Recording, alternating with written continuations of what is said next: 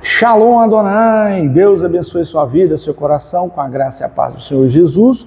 Para quem estava me acompanhando diariamente, agora semanalmente, Apocalipse capítulo 4. Até o capítulo 3 ali, nós vemos ali, carta às 7 igrejas. Capítulo 2 e 3 de Apocalipse significa, são cartas, escritas às 7 igrejas. Agora acaba a carta às 7 igrejas, acaba também um detalhe. Aqui nós acreditamos, quando eu falo nós, é a maioria dos estudiosos da Bíblia, acredita que aqui é onde acontece o arrebatamento. Por quê? Para aqueles que acreditam que a igreja vai ser arrebatada antes da grande tribulação. Tá? Por quê? Porque aqui o Senhor chama João, o céu vai se abrir, e o Senhor chama João para entrar no céu. E da agora para frente nós não vemos mais o nome da igreja. Só lá no capítulo 22, no novo céu, na nova terra, ou lá no céu, certo? O céu definitivo, tá bom? Somente lá é que vai aparecer o nome igreja. Então, durante a grande tribulação, não é mencionado o nome igreja. Por isso que nós acreditamos que a igreja não vai passar pela grande tribulação. Pode ser que o início da manifestação do iníquo, nós vamos ver, de acordo com 2 Tessalonicenses, capítulo 2 ali, o início da manifestação do anticristo nós vamos ver, mas a grande tribulação em si, não. Vamos então ao capítulo 4, versículo 1 de Apocalipse. Depois dessas coisas, que coisa? Depois das 7 cartas, às 7 igrejas, que o Senhor ali escreve e manda o João escrever, e manda o João enviar para essas igrejas, eram igrejas que existiam na época, mas também apontando para aquilo que a igreja iria viver, e nós sabemos que estamos vivendo aí os últimos tempos. A qualquer momento a trombeta vai soar, o arrebatamento vai acontecer, tá? Então vamos lá. João fala aqui: olhei e eis não somente uma porta aberta no céu, como também a primeira voz que eu vi. Então no céu, João vê uma porta aberta, no céu João vê uma voz. E ele vai dizer aqui, essa voz era como voz de trombeta, ao falar comigo. Então, quando a gente vê isso, a gente lembra quando Moisés, aliás, estava lá no Monte Sinai, quando ele sobe em Êxodo, capítulo 19, o Senhor chama Moisés para ir para o Monte Sinai, bota eles parados ali durante meses, tá? Alguns dizem aí, até por volta de 10 meses, eles ficaram parados lá diante do Monte Sinai, onde Deus dá a lei para ele. E ali a voz de Deus era como voz de trovão, voz de relâmpago. As pessoas ficavam embaixo, via relâmpago, via trovão, via trombeta, ouvia os barulhos de trombeta, barulho de trovão e tudo mais. E aqui novamente o João vê também barulho, a voz daquele que falava era a voz de trombeta. E ele estava falando o quê? Sobe para aqui. Essa ideia de voz de trombeta significa o quê? Presta atenção, fica alerta, o que eu vou mostrar para você é o que vai acontecer. E ele diz aqui: sobe para aqui e te mostrarei o que deve acontecer depois dessas coisas. Mais uma vez ele fala sobe, tá? João, vem que eu vou mostrar para você o que vai acontecer. Versículo 2. Imediatamente eu me achei em espírito. Então João aqui estava em espírito. Então é uma sensação, é uma questão espiritual. Comigo, eu já presenciei, eu estar em outro lugar espiritualmente. E eu vejo o mundo espiritual que está acontecendo lá.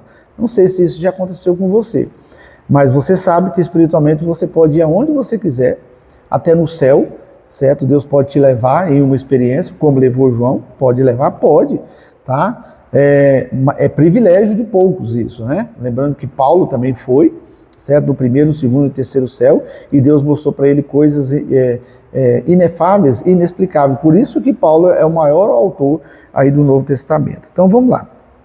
O que foi então que o Senhor ali mostrou para ele? Eis armado no céu um trono. Obviamente trono lembra de rei, né? Alguém superior, um comandante. Então, só que esse trono era o trono do Rei dos Reis, Senhor dos Senhores, tá? E no trono alguém que estava sentado. Esse que estava sentado, ele é semelhante ao aspecto aqui de pedra de jaspe. Significa o quê? Alguém que é 100% puro, 100% santo. Essa palavra jaspe significa isso, essa pedra jaspe significa isso. Mas também uma pedra sardônio. Sardônio é uma cor avermelhada profunda, que significa o juízo de Deus, a condenação de Deus, a desgraça de Deus. Então, aquele que estava sentado lá, ele estava com a graça, a misericórdia. Nós vamos ver aí também, semelhante a arco-íris. Semelhante a arco-íris e pedra e de esmeralda, significa aquele que tem a misericórdia em suas mãos. Então, nós vamos ver aqui em Apocalipse, sempre, nós vamos ver a graça, a paz, a misericórdia e a ira e a indignação de Deus, a revolta de Deus sobre o pecado e sobre todo aquele que pratica e vive no pecado. Apocalipse, amados irmãos e irmãs, significa o quê? É a revelação de Deus, a indignação de Deus contra o pecado. Porque ele vai dar um basta. Aqui ele vai mostrar, aqui Apocalipse nos mostra, e nós vamos ver agora, certo? Nesses capítulo 4 para frente, certo? Nós vamos ver no capítulo 6, onde de fato começa a grande tribulação. Aqui o João está no céu, capítulo 4 e 5, o João vai estar no céu. Então a grande tribulação começa no capítulo 6, tá? No capítulo 6 aí, nós vamos estudar aí sobre os selos, né? Depois nós vamos estudar sobre as trombetas, depois nós vamos estudar aí sobre os flagelos, 7 selos, 7 trombetas, 7 flagelos, tá? Então nós vamos ver que durante o selo e as trombetas vai haver misericórdia. O Senhor vai dar oportunidade de mudança, mas nos flagelos não, tá? Então o que quer dizer? Eu quero terminar de ler falando que a misericórdia do Senhor está aí, para mim e para você. O que significa? Ainda dá tempo de mudar. A qualquer momento a trombeta vai soar, certo? O céu vai abrir, os anjos de Deus vão vir juntamente com Jesus e a igreja vai ser arrebatada e encontrar com ele nos ares. E aquele que ficar aqui vai passar pela grande tribulação e nós vamos ver aí o que é a grande tribulação, eu já falei. É a ira de Deus, é a revolta de Deus contra o pecado e a punição e consequência do fruto daquele que viveu na prática do pecado. Deus não derrama sua ira diretamente na pessoa, porque Ele quer.